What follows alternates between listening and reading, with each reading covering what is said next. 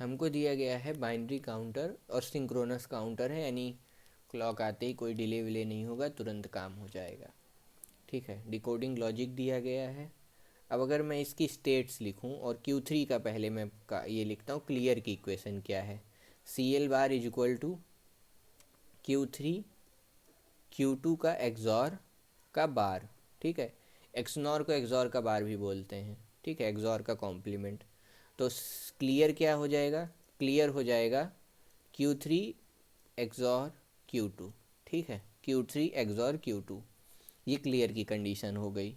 तो जब ये 1 आएगा तो क्लियर हो जाएगा, Q3 Q2 का एक्सॉर जब 1 आएगा तो क्लियर हो जाएगा। ठीक है, अब चलो हम काउंटिंग चालू करते हैं। काउंटिंग की चलो यहीं लिखते हैं काउंटिंग, एक तरफ से काउंटिंग लिखना चालू करता हूँ,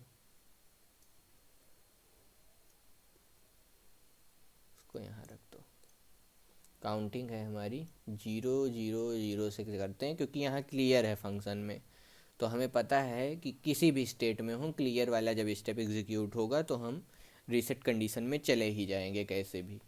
तो क्लियर वाली कंडीशन से चालू करता हूँ, 0 0 0। ठीक है, 0 0 0 1 0 0 1 0।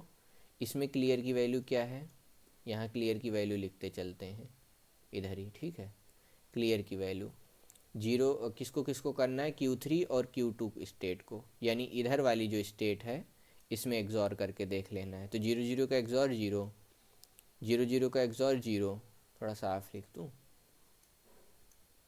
ये हो गया Q3, ये हो गया Q2, ये हो गया Q1, ये हो गया Q0 और ये हो गया क्लियर। क्लियर है Q3 का एक्सॉर Q2 के साथ में, 0 0 0 0 0 0 1 0 0 0 0 0 0 1 0। ठीक है, 1 0। तो इधर क्या, क्लियर की वैल्यू अभी भी 0 है, क्लियर की वैल्यू 0, क्लियर की वैल्यू 0, क्लियर की वैल्यू 0। ठीक है, जैसे क्लियर की वैल्यू 1 होगी तभी काम होगा।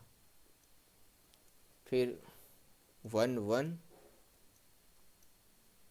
ठीक, 1 0 0 0। ठीक, ये जैसे आया, इस स्टेट के बाद क्या आ जाएगा फिर से, अब यहाँ क्या हो गई, क्लियर की वैल्यू 1 हो गई, क्लियर की वैल्यू क्या हो गई, 1 हो गई।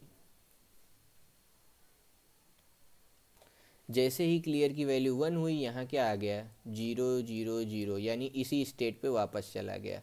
तो कितनी स्टेट हुई, पहली, दूसरी, तीसरी, चौथी और पांचवी स्टेट, 5 स्टेट्स हैं इसमें। तो ये हो गया मॉड 5 काउंटर।